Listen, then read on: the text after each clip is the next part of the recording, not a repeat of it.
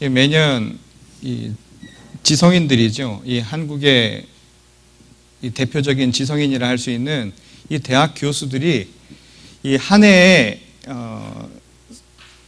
우리 한국 사회뿐만 아니라 우리가 살고 있는 이 지역 그리고 모든 세상의 이 여러 가지 상황들을 바라보면서 고사성어를 한 가지를 이 선택을 한다고 합니다. 그래서 그것을 선택해서 발표함으로써 우리가 지금 어떻게 살고 있는가라는 것을 이제 보여준다고 하는데요. 저희 교회도 지난 수년 동안 제가 이 마지막 주일은 항상 그 사자성어를 가지고 함께 말씀을 나누었습니다. 이 금년에 이 사자성어로 꼽힌 이 단어가 뭐였냐면 오늘 제목이 있기도 하죠. 지록위마라는 말입니다. 지록위마라는 이 말은 사슴을 가리켜서 말이라 부른다라는 의미를 담고 있는 사자성어죠. 실제로 이 사자성어는 이 중국의 사마천이 쓴 사기에 나오는 이야기 가운데 하나입니다. 우리가 잘 아는 이 왕이죠. 중국의 왕 중에 진시 황제를 여러분들이 아실 겁니다. 이 진시 황제가 이 대단한 권력을 누리던 사람 아닙니까? 근데 이 진시 왕이 죽고 나서 그의 어린 아들입니다. 그의 어린 아들인 호해가 뒤를 잇게 되자 그의 환관이었던 조고라는 사람이요. 이 권력을 거의 자기 스스로 움직이려고 합니다. 그 실권을 장악하게 되죠. 이 조고가 실권을 장악하면서 자신의 권력을 빼앗기지 않으려고 이 신하들을 일종의 시험, 테스트하는 이 상황을 마련하게 됩니다. 그게 뭐였냐면 어린 왕인 이 호해에게 사슴을 바치면서 이것이 말입니다 라고 이야기를 합니다. 그러자 그것을 바라본 신하들이 그것을 어떻게 반응하느냐에 따라서 이 조고는 자신의 이 권력을 계속 유지할 것이냐 말 것인가를 판단할 수 있을 것이다 생각을 했다는 겁니다. 그래서 만일 내가 사슴이라고 이야기하지 않고 사슴을 가지고 말이라고 이야기하는데 그것을 사슴이라고 직접 이야기를 해주는, 직언을 해주는 정직한 신하가 있다면 이 조고가 잡아서 무참하게 처형을 하거나 아니면 그를 내쫓는 방식으로 해서 자신의 권력을 유지했다라는 데서 나온 말이 바로 이 말입니다. 지록위마라는 단어라는 겁니다. 그러니 사실 이 지록위마라고 하는 이 말은 실제로 사슴을 보면서 말이라고 일컫는 것이니까 진실을 가리우는 것이고 그리고 사실을 왜곡하는 내용이 그 안에 담겨져 있는 말이라고 할 수 있을 겁니다. 왜 이 말을 선택을 했을까? 이 지나간 이 한 해 동안 이 한국의 정치권이 보여준 모습이 이와 비슷했다라는 겁니다. 사실을 사실대로 보여주지 않고 진실을 왜곡하는 경향을 보였다라는 것이 많은 한국 지성인들의 한결같은 대답이었다라는 겁니다. 어떻게 보면 사실이 밝혀지지 아니하고 투명하게 그 진리가 세상 속에 전달되지 못하는 이 현실, 그것이 바로 지나간 한 해 우리 사회의 모습이었다라고 해도 과언이 아니라는 것이죠. 어떤 의미에서 이 지록위마라고 하는 것은 사실은 정치권에만 해당되는 말이 아님을 우리가 알게 됩니다. 실제적으로 우리의 삶 속에서도 과연 우리는 지록위마하며 산 것은 아닌가 한번 되돌아볼 필요가 있다는 것이죠. 과연 우리는 진실을 그리고 사실을 그대로 받아들이며 살았던 한 해였습니까? 여러분 자신을 한번 되돌아보십시오. 실제로 우리들의 삶 속에서 보면 우리 스스로 많은 것을 속이고 또 스스로 감추며 사는 것을 보게 됩니다. 실제로 하나님이 주신 이 말씀대로 우리들이 살아가는 것도 아니고 또한 하나님의 말씀대로 우리가 지음받았음에도 불구하고 그대로 살아가지 못한다면 사실은 어떤 의미에서 우리 스스로도 지록위마하는 모습이라고 해도 과언이 아니라는 것이죠. 실제로 예수께서도 첫 시험을 당하실 때 이와 똑같은 시험을 당하지 않으셨습니까? 이 광야에서 사단으로부터 받았던 그 시험이 무엇이었나요? 여러분, 돌이 떡이 되라는 이야기였습니다. 실제로 받아들이지 못하고 사실을 사실대로 받아들이지 못하는 이 현실이요. 이게 바로 사실은 우리에게 시험거리라는 이야기죠. 오늘 우리들의 삶 속에서 그런 모습들이 많이 나타난다 이 말입니다. 그것은 비단 정치권에서만 드러나는 현상이 아니죠. 아이 키우는 부모님도 그렇지 않습니까? 자기 아이가 분명히 돌머리인 거 알면서도 그 돌머리더러 하버드 대학 가라고 하지 않습니까? 돌이 떡이 되라는 거랑 뭐가 다릅니까? 저 보면서 말이죠. 연말 되면 가끔씩 보는 분들이 살 많이 빠지셨어요, 멋져지셨어요 라고 이야기하는데 그것도 지록 위마입니다. 제가 다 알고 있습니다. 지금 셔츠가 잠기지도 않는데 그게 무슨 망발이십니까?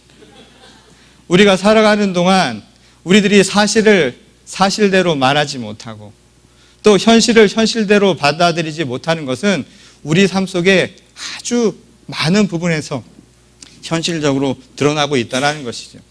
이 지난주 성탄을 며칠 앞두고요. 이 교황청의 이 교황, 프란치스코 이 교황이 이 교황청의 사제들 그리고 주교들을 모아놓고선 아주 엄중한 비판의 말을 쏟아내서 화제가 된 일이 있었습니다. 그 내용은 무엇이었냐면 하나님의 거룩한, 다시 말해서 하나님의 사명을 감당해야 할 거룩한 교회의 지도자들이 하나님께서 주신 사명을 잃어버리고 영적인 치매에 걸렸다라는 이야기를 했다는 겁니다. 이게 얼마나 놀라운 발언입니까? 영적인 치매에 걸렸다라고 하는 아주 심한, 아주 격한 발언을 그들에게 쏟아냈다라는 겁니다. 사실 이 이야기는 당시 이 교황청에서 갖고 있었던 아주 부패와 그리고 부조리한 모습들에 대해서 개혁을 하기 위한 일종의 발언이라고 이야기할지 모르지만 현실적으로 오늘 우리 모두의 이야기라고 해도 과언이 아닌 것이죠. 오늘 모든 교회와 모든 성도들이 과연 이 말에서 한치도 자유로울 수 있겠습니까? 과연 우리는 우리 스스로 하나님께서 맡겨주신 거룩한 책무를 과연 감당하고 있냐 이 말입니다. 하나님께서 우리에게 주신 사명이란 무엇이었습니까? 그것은 바로 하나님의 영광을 드러내라는 것이었죠. 이 땅의 모든 것을 허락하신 하나님의 말씀, 하나님의 법이 곧 우리 삶의 주인이 되고 그것이 우리 삶의 진리가 되어야 함에도 불구하고 우리는 그 진리를 진리대로 받아들이지 않고 살아가고 있다 이 말입니다. 오히려 교회 지도자들은 하나님의 이름을 높이는 것이 아니라 자신의 이름을 드러내는 데 더 열을 올리지 않았느냐 이 말인 거죠. 하나님께 영광을 돌려드리는 것이 아니라 내 스스로 명예와 내 권리와 내 이익을 위해서 그 모든 것을 탐하며 살았던 것은 아닌가. 바로 이것이 우리 모두에게 도전이 되는 말씀이라는 겁니다. 또한 성도들은 어떻습니까? 가난하고 소외되고 억압받는 자들에게 함께 나누며 살라는 것, 그들을 위해서 힘써 일하라고 하는 그 말씀대로 살았습니까? 오히려 우리들은 세속적인 부와 우리에게 주어진 것들에 더 탐하며 산 것은 아니었는가? 우리 스스로 되물어야 할 질문이라는 것이죠. 이것은 단지 교황청에 소속되어 있는 일부 종교 지도자들에게만 해당되는 말이 아니라 오늘 이 말년을 맞이하는 우리 모두에게 주신 하나님의 말씀이라는 겁니다. 과연 오늘 우리는 이 따끔한 일침에 대해서 무엇이라고 이야기할 수 있겠습니까? 행여 우리 스스로도 잘못된 길을 가면서 우리 스스로 지록 위마하듯이 사실을 사실대로 말하지 못하고 내가 하나님의 자녀로 부름받았음에도 불구하고 그 거룩한 책무를 잊고 마치 세상 사람들과 구별되지 않는 사람처럼 산 것은 아닌가. 우리 스스로 되돌아보아야 할 문제라는 것이죠. 오늘 이사야의 말씀은요, 오늘 하나님이 우리를 어떻게 만드셨는가, 우리를 어떻게 부르셨는가를 분명하게 이야기를 해줍니다. 하나님은 날마다 우리를 위하여 쉬지 않고 일하시는 분입니다. 그런데 우리를 이 땅 가운데 어떻게 만드셨습니까? 거룩한 성별된 존재로 우리를 세우셨다라는 말씀입니다. 그의 거룩한 의로, 하나님의 의로 우리를 감싸셨습니다. 그래서 우리를 거룩한 성도, 세상과는 구별된 거룩한 백성으로 하나님 나라의 자녀로 우리 모두를 삼으셨다라고 말씀을 합니다. 그리고 우리에게 말씀하시기를 우리를 구원의 그 횃불로, 구원의 빛처럼 우리를 구원의 자녀로 삼으셨다라는 것이 하나님의 말씀입니다. 곧 우리는요, 세상과는 구별되는 존재입니다. 거룩한 의를 입은 사람들이라는 겁니다. 세상과는 구별되는 거룩한 의를 입었다라는 것이 과연 무엇입니까? 우리가 입은 옷이 다른 것이 아닙니다. 우리가 세상과 다를 수 있는 것은 오직 한 가지지요. 잘못된 것을 보고 잘못됐다 이야기할 수 있고 잘된 것을 보고 잘됐다 이야기할 수 있는 바로 신앙적인 그리고 우리 마음에 굳건한 공의가 섰기 때문 아닙니까? 예수께서도 우리에게 말씀하시죠. 마태복음 5장 37절에서 그렇게 이야기하십니다. 하나님을 믿는 자녀들은 예라고 할 것은 반드시 예라고 하고 아니오라고 할 것에 대해서는 아니오라고 할 수 있는 신앙의 굳건한 믿음이 있어야 된다라고 이야기를 가르치고 계시다라는 겁니다. 좌로도 우로도 치우치지 말라는 겁니다. 오늘 우리 마음 안에 하나님의 굳건한 말씀이 서 있거든 그대로 본대로 행하는 것이 바로 우리 신앙의 지존이, 그리고 우리 자신의 모습이 되어야 한다는 것이죠. 상식이 무너지고, 그리고 법칙이 무너지고, 진실이 가려워지는 것이 아니라 신앙인은 그 신앙 위에서 반드시 하나님의 말씀이 세상 가운데 빛이 될 수 있도록 어둠을 밝히는, 진실을 밝히는 주님의 귀한 종들로 쓰임 받아야 한다는 겁니다. 그런 의미에서 오늘 이 마지막 날이에요. 오늘 본문 말씀은 교회가 어떻게 서야 하는가, 성도로서 우리가 어떻게 살아야 하는가를 분명하게 이야기를 해주고 있습니다. 오늘 교회는요, 하나님의 의를 입은 자들처럼 그 빛처럼 드러내는 곳이 되어야 한다라고 우리에게 가르치고 있습니다. 우리는 하나님의 의를 빛처럼 드러내는 주님의 도구가 되어야 한다라는 것입니다. 성도는 하나님의 의를 세상 가운데 빛으로 밝힐 수 있는 존재가 되어야 한다라는 말씀입니다. 여러분, 하나님의 의가 우리 가운데 나타나려면 어떻게 됩니까? 우리 아닌 스스로가 하나님의 의가 있어야 될 것 아닙니까? 곧 우리 스스로가 성령의 불을 받아서 빛을 낼 수 있는 빛의 자녀가 되어야 한다는 겁니다. 여러분, 양초가 빛을 내려면 불이 붙어야 할 것 아닙니까? 우리 스스로 빛을 내고 세상을 밝힐 수 있으려면 성령의 불이 우리 안에 있어야 하는 것은 당연한 이치라는 겁니다. 우리가 의의 열매가 되어서 열매를 낼 수 있으려면 우리 안에 의가 심겨져야 할 것 아닙니까? 그러니 하나님의 의가 우리 안에 차고도 넘쳐야 하는 것은 당연하다는 것이죠.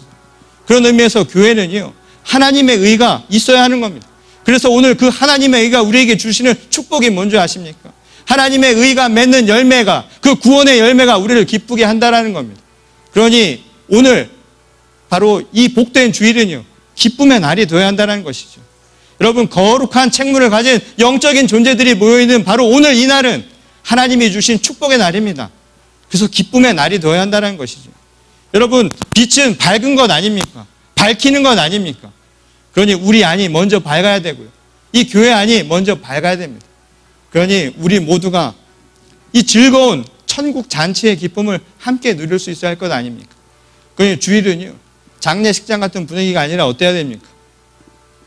웃으셔야죠. 기뻐야 됩니다. 즐거움이 넘쳐야 됩니다. 제가 그래서 항상 이야기하지 않습니까? 웃으면 뭐가 옵니까? 웃으면 뭐가 와요? 복이 옵니다. 하나님 복이 옵니다. 우리가 함께 즐거움을 나눌 수 있는 우리 모두가 될 수 있기를 바랍니다. 근데 우리가 그러기 위해서는 생각해야 할 것이 있습니다. 첫 번째가 뭐냐면요, 우리가 하나님의 그 말씀대로 그래서 기쁨을 누리며 세상의 빛처럼 살기 위해서 우리가 먼저 기억해야 할 첫 번째는 우리 먼저요, 첫사랑을 회복해야만 합니다. 여러분, 영적인 치매가 걸려서는 안 된다 이 말입니다. 처음 하나님을 만났던 그 감격의 순간, 구원의 순간을 잊지 마십시오. 우리는 날마다 그 첫 마음을 잊지 않고 살아야 합니다. 이제 마지막 날 아닙니까?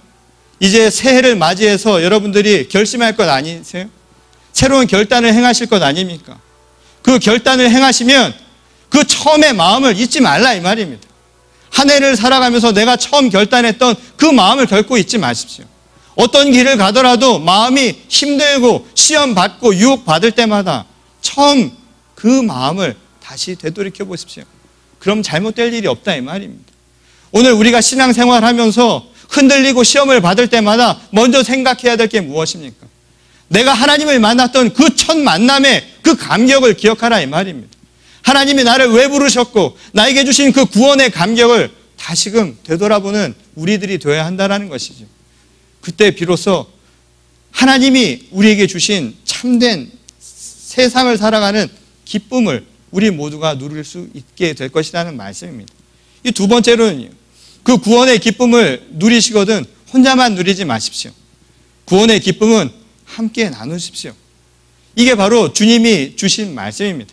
우리가 세상에 하나님의 의를 빛처럼 드러내는 성도로서, 교회로서의 역할을 행하기 위해서 필요한 것은 무엇인가? 바로 우리가 받은 그 구원의 감격, 그 기쁨을 함께 나누며 살아가는 겁니다. 여러분, 복음은 함께 나누라고 주어진 것이죠. 그 복음의 소식을 함께 나눠야 한다 이 말입니다.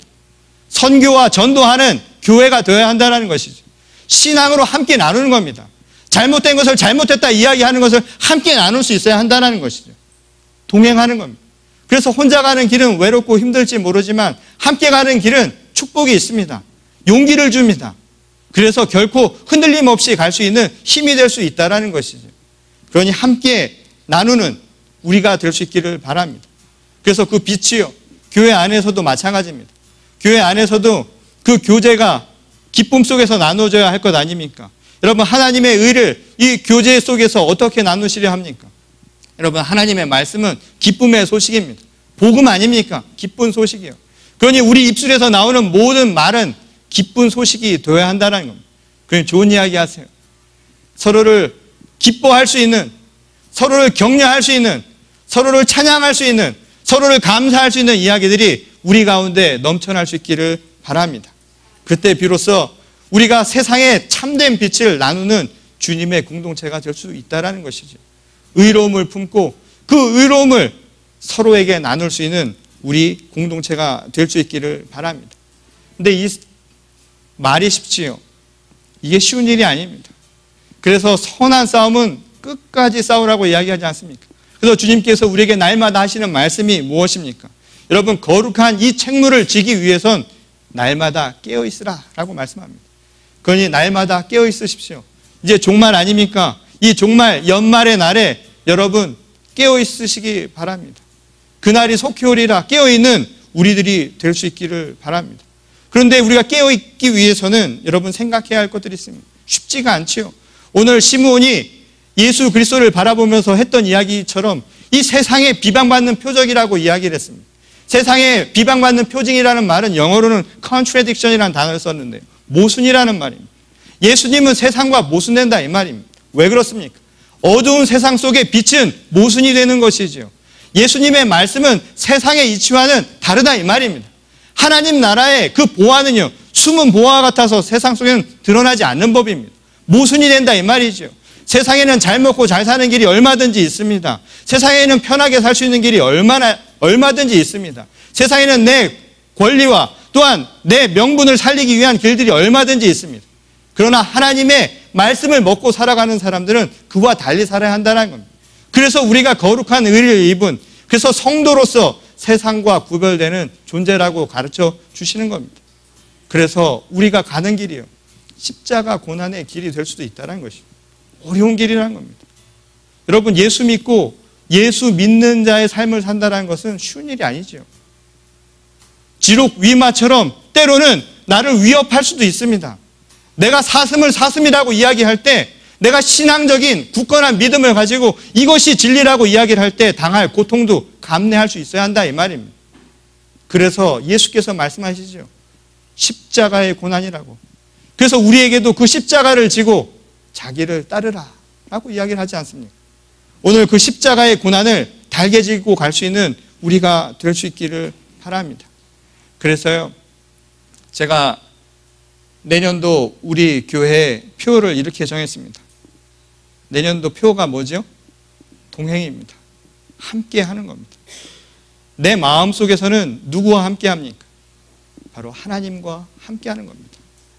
그래서 때론 세상의 유혹에, 또한 세상의 위협에 내가 흔들릴 때마다 하나님의 말씀이 칼처럼 내 마음의 양심을 찌를 수 있도록 주님과 동행하는 한 해가 되시기를 바랍니다.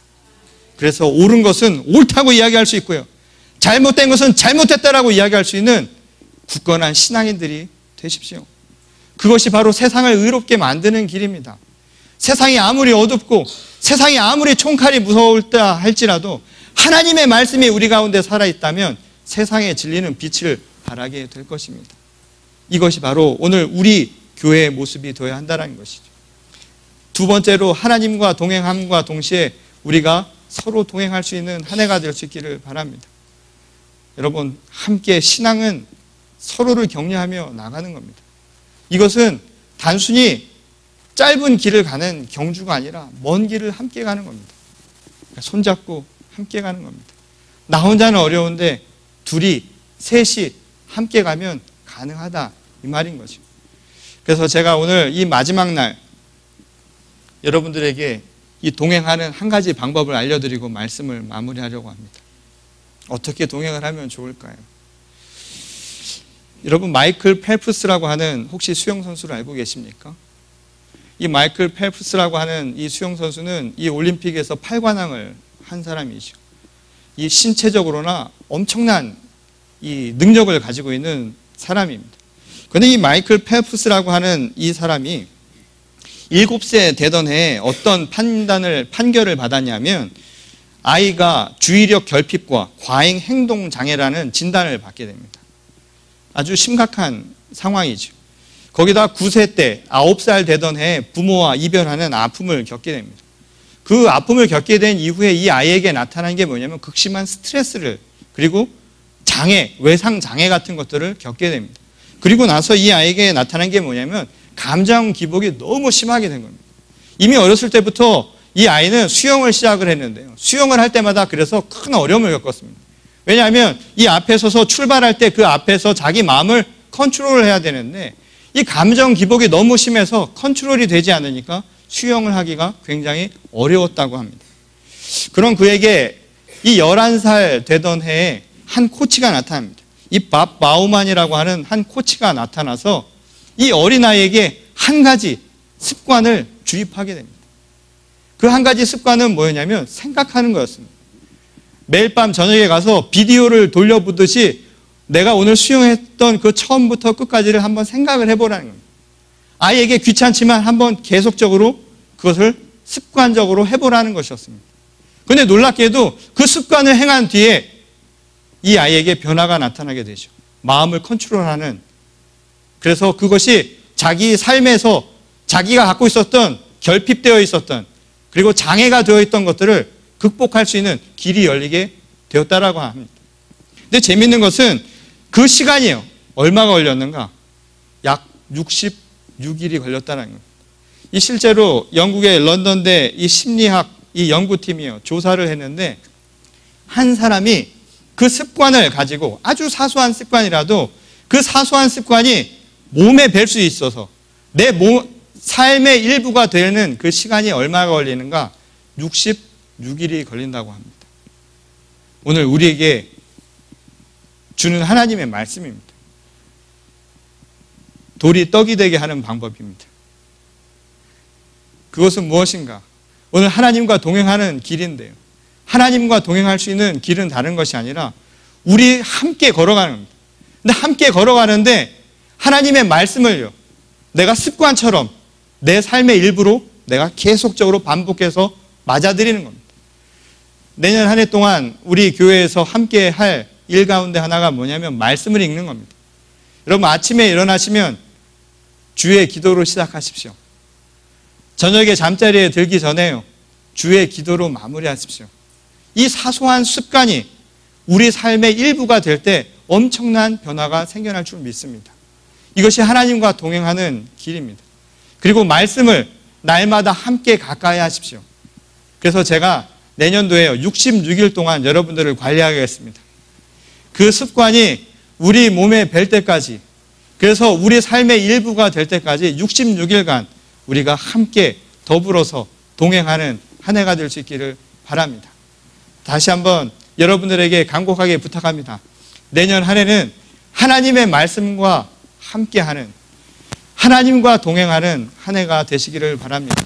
그리고 그 하나님의 말씀을 통해서 우리 서로가요, 서로를 격려하며 오늘 주신 말씀처럼 세상의 횃불과 같이 하나님의 의를 빛처럼 드러낼 수 있는 주님의 거룩한 교회가 될 수 있기를 바랍니다. 우리의 삶으로부터 실천하셔서 내년 한 해는, 내년 마지막 해에는 하나님과 동행하는 이 삶의 습관, 작은 사소한 습관 하나하나가 우리 삶을 변화시켜서요, 우리의 얼굴과 우리의 마음 속에서 말하지 않아도, 드러내지 않아도 그리스도의 향기가 드러나는 우리 모두가 될 수 있기를 주님의 이름으로 간절히 축원합니다. 우리 다 같이 기도하시겠습니다.